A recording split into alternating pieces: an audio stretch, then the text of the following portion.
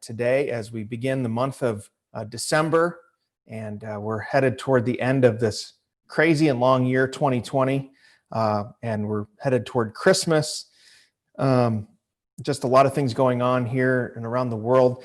I know many of you have said how much you've enjoyed our previous NRB Lives. The last one we had J.D. Greer from Summit Church, and we had Dan Craig from Moody Radio, when we talked about JD's move to radio and why he felt that was so important for his ministry, and how pastors like him can move from a digital presence, podcasting, which they had done very well, to radio. And I think it was very fruitful.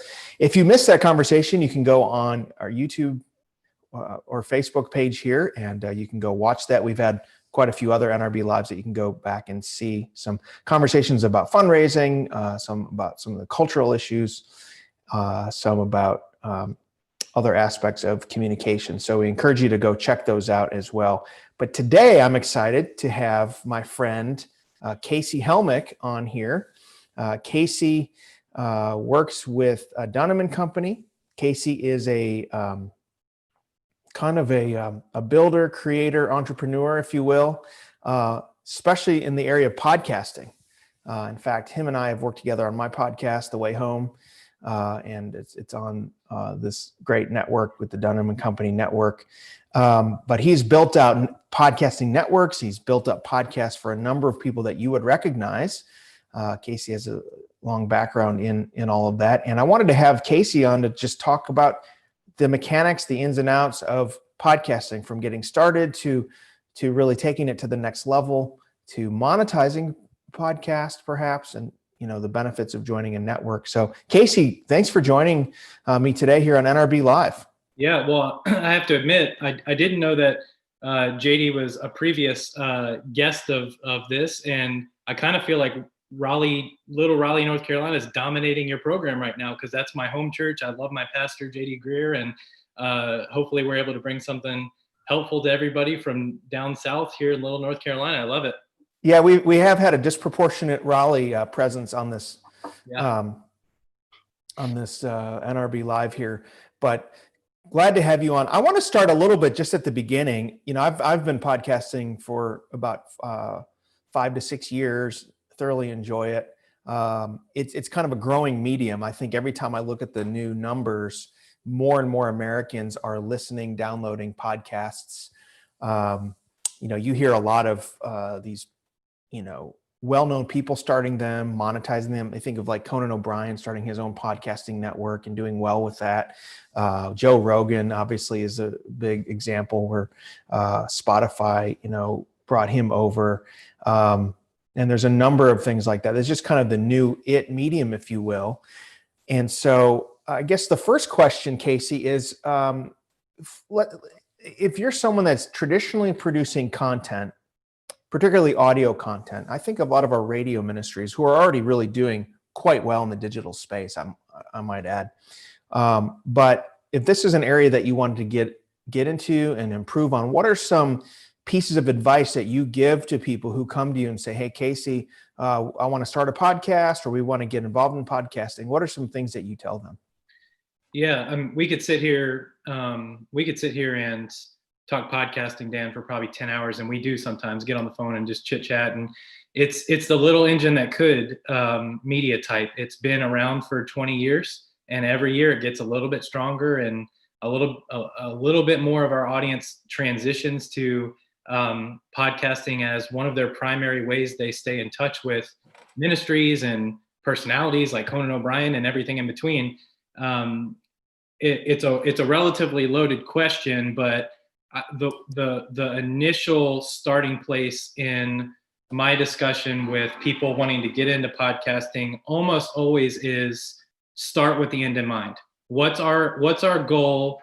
And it's probably not all that different than other media types that you're involved with, like radio or television or written content, or why we have an email list. If we can start with the end in mind, everything gets a whole lot easier. And I'll give you an example. For some people, podcasting is successful as a rebroadcast, as a replay of things that they're already doing on radio. And that's a good place to start potentially. So we already have a successful radio program. And as mediums move and people start using new technology, we just want to start by making sure that our radio program is available digitally through a streaming platform like podcasting. And many people, I'm sure many people on this watching this video, that is their starting place. That's where they're coming into podcasting. Is we are taking already existing media and placing it in this channel. Now, I will put a big asterisk beside that to say the people that are winning in this medium are the ones that are applying their knowledge and their insight and their skills with creativity and creating programming, a lot like the podcast that you do, Dan. We love your show, and it's having unique conversations. It's talking to your audience as a podcast audience and not just as a kind of regurgitation of everything else. But that we usually start the conversation with the end in mind. And I'll just kind of hint that for most people, that's either we want to reach more people with our message, and or we're trying to open up new revenue streams for our ministry or our organization, or in Conan O'Brien's sake, it's money for him and his team, and then they put it in their pocket. So it usually ends up falling in either a we want to further our reach, or we want to try to drive new revenue conversation. Yeah, that makes sense. And it does seem too like when you're launching a podcast, kind of what's the uniqueness, what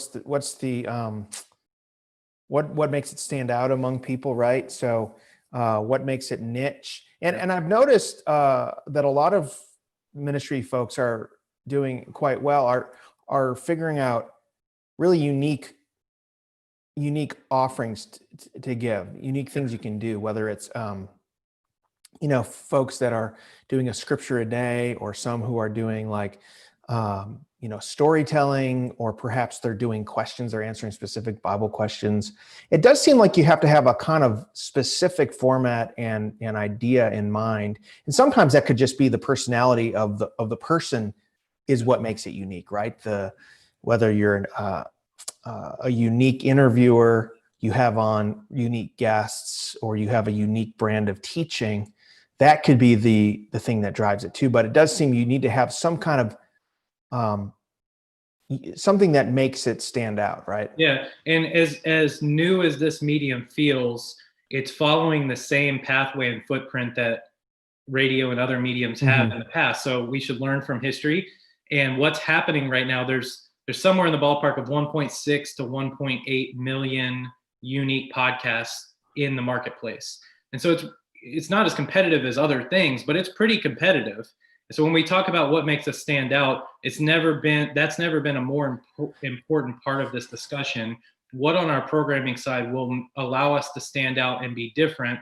And one of the most fun conversations I have with people in ministry looking to enter into this space is because this medium has no regulations. There's not a set amount of time your podcast has to be. There's not a frequency of release. You can make things up and make your own boundaries here. The conversations with, a lead pastor of a church who wants to, like a Pastor J.D. Greer, how does he best get represented in this space? In his case, they came up with a great concept of a show where the concept really came from an in-person moment, where at the end of church services, people would consistently come up to him and ask him really challenging questions, crazy questions like, do aliens exist? Right.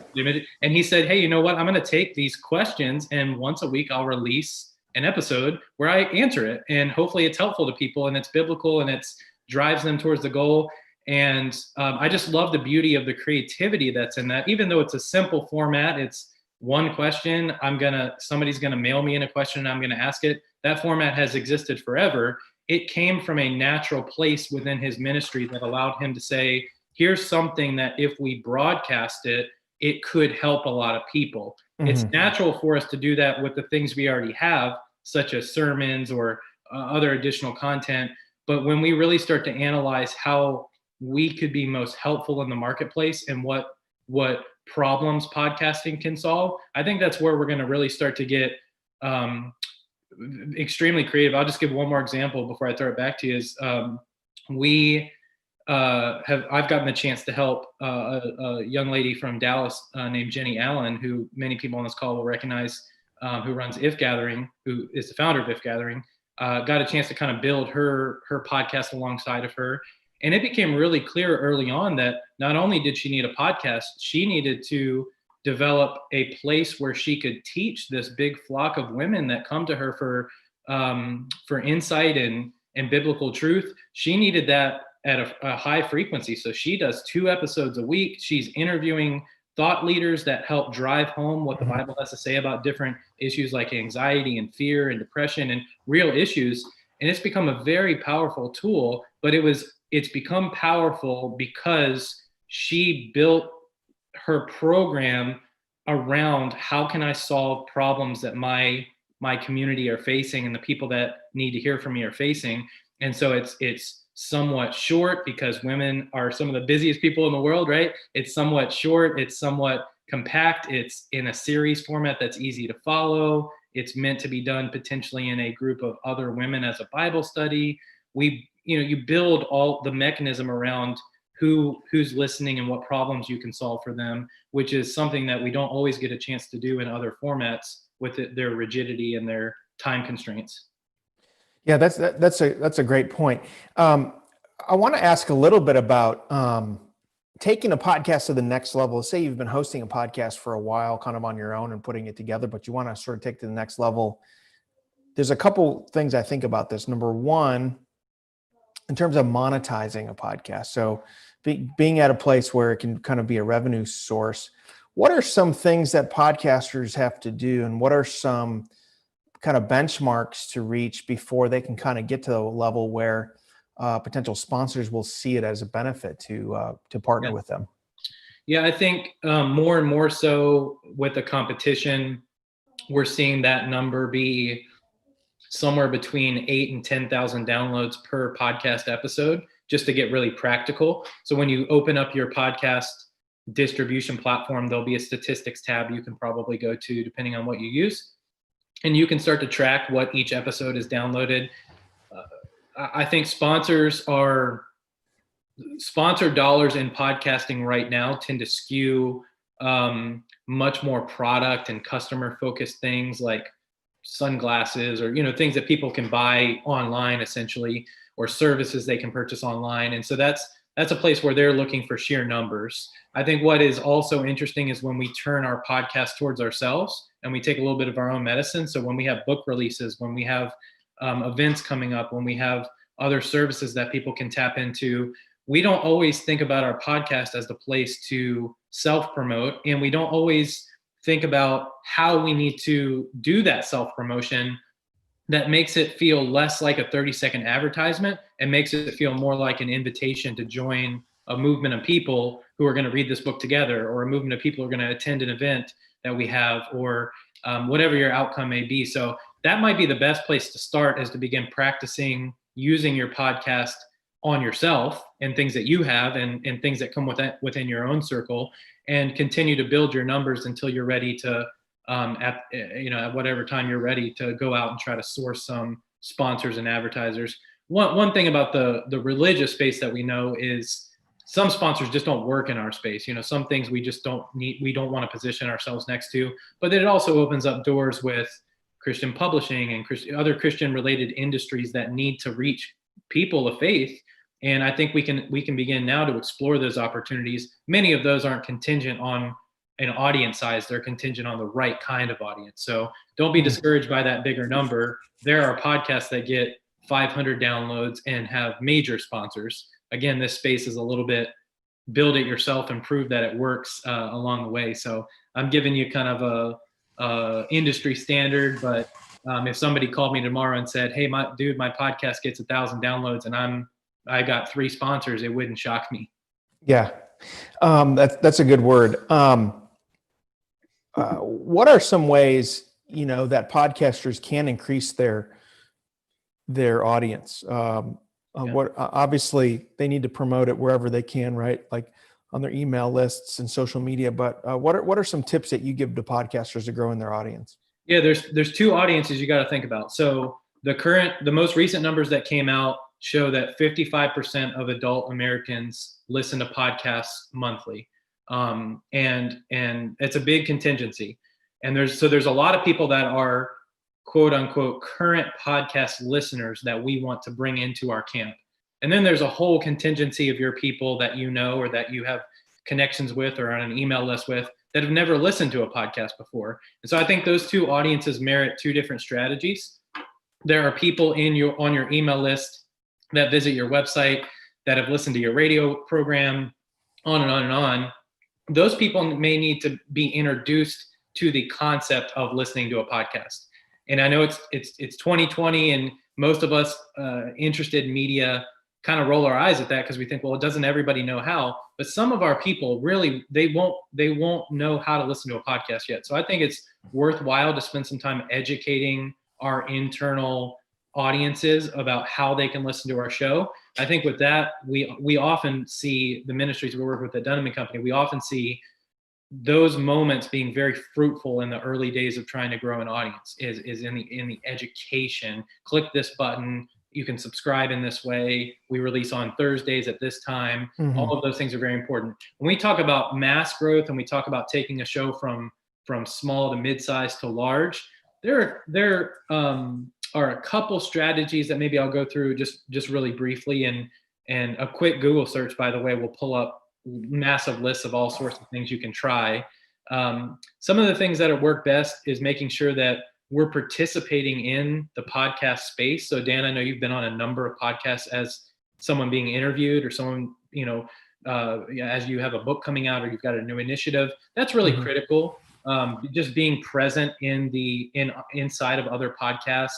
And when you're in those moments and you're being interviewed or you're doing some sort of collaboration, being open to let people know, hey, I've got a podcast too, and you should come listen to it. And here's something we talked about. So I think that collaboration is difficult in our space because a lot of us work with busy ministries and busy pastors and busy CEOs and leaders that don't always have time to spend on every podcast, but it's a pretty critical component to start growing your own real estate, your own property. The second thing is being consistent with how you post and when you share. A lot of people get this step wrong. No one wants to subscribe to a podcast that is sporadic and doesn't release often, and we have no idea what to predict. The majority of podcast listeners are building their listening habits around predictability. So they want to know that Dan's podcast is going to be there every Wednesday. And every Wednesday when they get in their car to do their commute, they're looking forward to Dan's podcast being on the podcast app or streaming it over their car radio or however they listen. If we start to mess and missteps, create some missteps on the consistency, that's where people start to tune out and our audiences no longer grow. They also diminish because people stop listening. So I think consistency is really critical. I think being a part of the podcast community is really critical. And lastly, I could almost guarantee for most ministry related people listening to this, they're most likely positioning their podcast as the backup plan. So listen to us on radio, and if you get cut off or you've missed the first part of it, come over and listen to our podcast. So I think we need to restructure how we position our podcast as not just a side media type, but it is a media type that everyone should listen to. One of the ways we can increase listeners is by making sure that we think about how we position our show in our marketing, on our website, in our email communications, as a major place for you to go and stay in touch with what we're doing and what we're talking about. You can, if you do a quick Google search for those listening, I will do a disservice to unpacking the 17 ways you can promote it, but certainly promote it more on social media. Certainly make sure that it has coverage on your website and email, and it's inside of your communications plans. All of that, all of those technical details, yes to all of them. But our audiences can read into the priorities that we give them much more clearly than we give them credit for. So when they come to our website and they click on a button that says, how do you listen to our ministry? The first thing is probably going to be, you can tune into, 97.9 at 8 a.m. I'm not telling you to replace that with subscribe to our podcast, but you should have the conversation internally with your ministry and with your organization of where that goes in the priority list and how we talk about it. So those are some kind of top level thoughts. I wish I had a magic button to say, hey, if you just press this, you'll get a new 1,000 listeners, but that's just not necessarily how the space works. Good stuff, Casey. I appreciate that. We have a question from someone watching here that I want to read.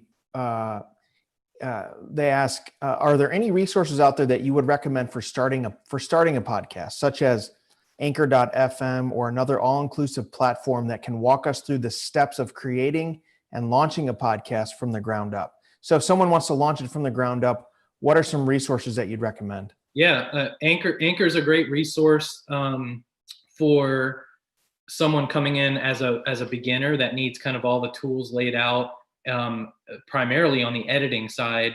How do we get from me sitting on a microphone to it being out in the world? Anchor's a great resource. Anchor is almost YouTube-esque because of how big the platform's grown. A lot of people start there. One thing we underestimate is the power of a $99 microphone. I think spending a money to get a small USB plugged in microphone is a pretty powerful tool. It can separate you from novice podcasters to beginner, kind of intermediate podcasters with just increasing your sound quality through a nice microphone. Other beginner tips I give to people, before you launch a podcast, I think making sure that you understand how it's going to get from the notes on your table, the bullet items, to finished product and what you want people to hear from that. So honestly, the very first purchase I tell people to make when they're getting ready to podcast is a pen and a notepad. Like, get a pen and a notepad out and start writing what you want to say in the podcast, what bullet items you want to cover on an interview. So many people skip over that, as silly as it sounds, and they jump right into making things. And it takes practice. This is being a podcaster, Dan, this is hard work. It looks somewhat easy because, it's almost free to get into because there's no payment to get on a platform like Apple. That's a free connection, but it's a lot of work to do it well. It's a lot of preparation. And so people laugh at me when I say that, but I almost always say, go buy a special notebook, a special pen. This is your podcast planning notebook now, and start writing notes. Episode 1, I want to cover this and this and this and this. So that's probably the best. From a technology standpoint, you're going to need a place to host your podcast. Anchor is one of those and could be a great starting place. Many ministries we work with use a service called Podbean. Podbean is very cost efficient. Last I checked, I think it was $6 a month to host a podcast.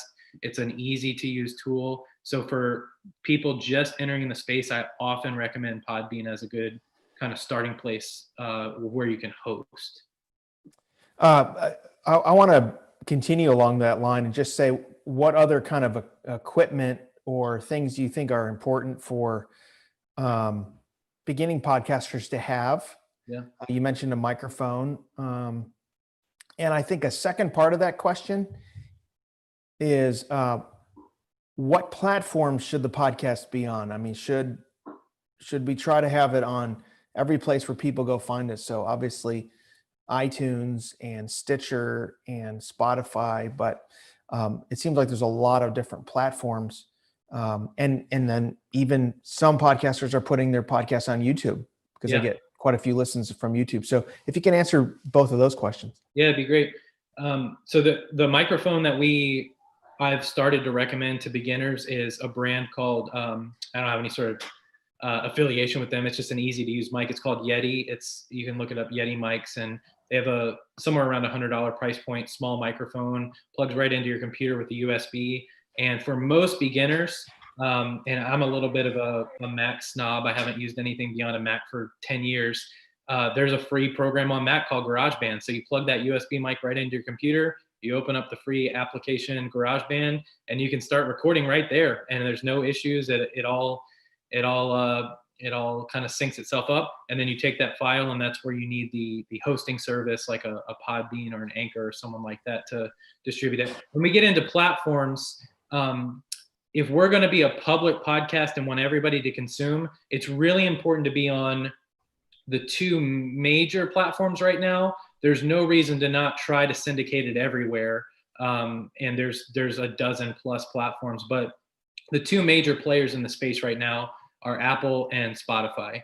And those two, Spotify has come on really hot over the last 2 years and is growing massive audience reach. Many shows used to be 2 or 3%. 2 or 3% of their listeners would be Spotify. And for many shows this year, it's moved up to 10 and 15%. I've got a show we work on right now that 30% of the listeners are on Spotify, which I never thought would happen. Apple is your main place. If you only have time to get it to one place, you got to be in Apple. You got to be on it's called Apple Podcasts now. It used to be called just in the iTunes store, but you've got to get it into Apple. That's where most of your listeners will probably be out of the gate. The other mistake people make, just kind of tying into where to distribute, we underestimate the amount of people that might come to our website and want to just click play on our website, even though that seems counterintuitive to podcasting. Almost every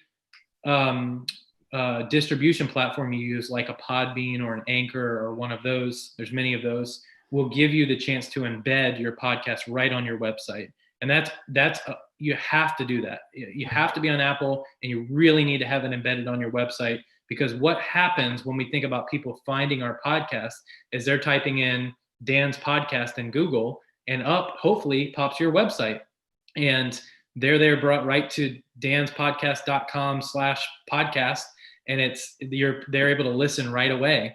And on that page, having the ability to say, if you listen to podcasts on Apple, you can click this button, or Spotify, you can click this button, but giving them a chance right there on your website to listen before they make any other decisions or get distracted. For ministries, the hardest part of doing ministry is getting people to come to your website and give you a gift and donate to your ministry. And so if I can get them to come to my website and listen to my podcast and be inspired by the messages we're sending out or the content we're putting out, I've got them right there, one button away from supporting the work that we're doing. And that's critical. So it seems a little counterintuitive to the podcast space, but it's very, very important.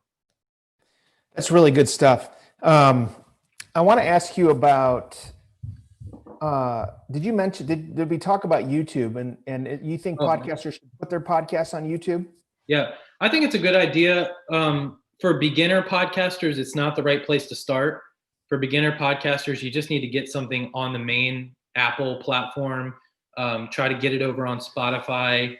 YouTube is, of course, I mean, it's dominant. It's I continue to share the stat. I hope it's still relevant, but at a time it was the number 2 search engine in the world. I think it still is, right behind Google, which owns them. And so many people are going to YouTube to find content. What I recommend and what I find most helpful is not to just place your 45-minute podcast on YouTube. What I find most helpful is to go out and find the 3-minute segment of that podcast where you answer a specific question or you talk about something specific. And that's really what we see working on YouTube in relation to podcasting, is taking your anchor content of a 45-minute podcast and finding the 2 or 3 moments that feel like something someone would search for on YouTube. For example, there may be a person who's talking about, there may be a broadcaster out there who's walking through the book of Matthew, and they're doing a sermon series of sorts, and they're getting that content out. There may be content as they're walking through that where they want to dive into, why Jesus used the Beatitudes and why he went about that process. And they have a 5-minute segment about that. That may be worth pulling out and getting on YouTube. And the reason I say all that is because the way YouTube is searched is primarily related to the title of your video. So if I can have 2 or 3 videos from my podcast titled, why Jesus used parables to teach in his teaching ministry, or how Jesus discipled every person he came in contact with, or if I can begin to clip content out of my podcast and get that on YouTube, you're going to be much more successful than just carbon copying it over to that platform. That's a good word. I want to ask about joining a network. Now, it's not for everybody, but there is sometimes opportunities for a podcast to be on a network where there's a lot of benefits in terms of cross promotion and also, revenue in terms of sponsorship. So are there benefits to joining a network and Yeah, for I podcasting? think there are. We see, and we've helped build a couple networks.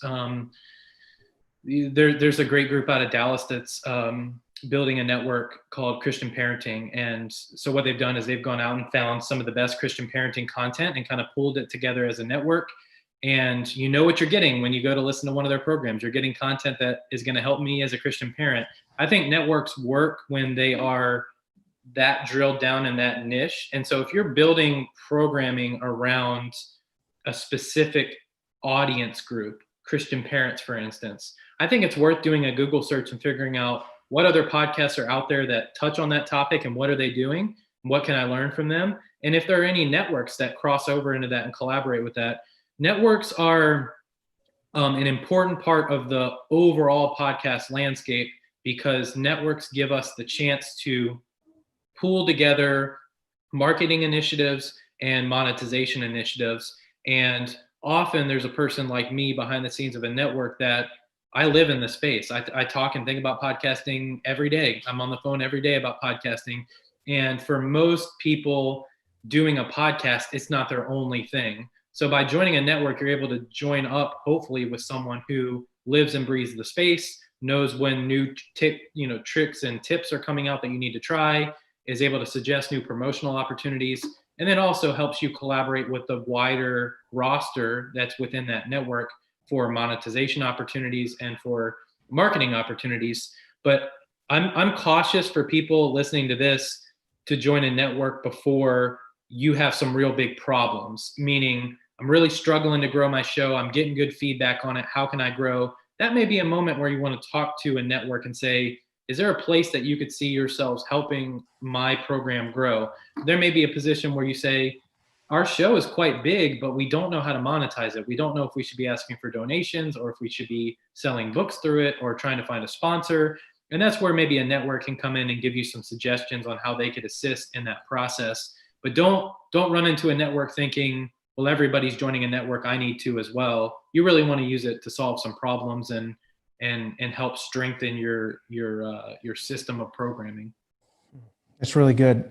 Well, Casey, I'm grateful for you joining me here today at NRB Live and some great questions. And I know there's probably 1,000 other things related to podcasting we could talk about, but we don't want to take too much more of your time. Is there anything else related to podcasting you'd like to share before we finish? Yeah, I mean, like you said, I could probably go another 5 or 6 hours on that, but I would just encourage people that are watching or listening, think about your product. If you have a podcast out there right now, get really critical about it. Is it good enough to merit rising above the tide of 1.6 million podcasts that are also available? The average weekly podcast listener listens to 6 to 7 podcasts a week. Are you earning a spot in that roster? Are you earning a spot in their thought process and in their listening habits? And if we're being honest with ourselves, most of us would probably say, no, we could do better. And I think creatively we should put our time and our effort into developing programming that we feel confident can earn a spot in that 6 or 7 programs a week that people listen to. And on the religious broadcasting side, I just want to encourage you guys. We're seeing it was Giving Tuesday yesterday, and so it's a day where we see a lot of funding coming into our nonprofit friends that are listening, and we're seeing major success using podcasting as a funding channel, as a monetization channel for ministries. I just want to encourage people listening, keep pressing into it. Don't think of it as a backup plan or as a secondary item. We're seeing ministries raise hundreds of thousands of dollars through their podcast listeners and their base there and utilizing it in the right way. And that's something that we're certainly proud to push into and be helping with in the market with Dunham Company, and just proud to keep pushing the space forward. 5 years ago, the podcasting space looked completely different in the religion genre. And I'm proud to kind of stand beside you guys that are listening and watching who are in the space and doing it well. And let's just keep pressing into it, keep being more creative, and keep utilizing the tool to do what we know is most important.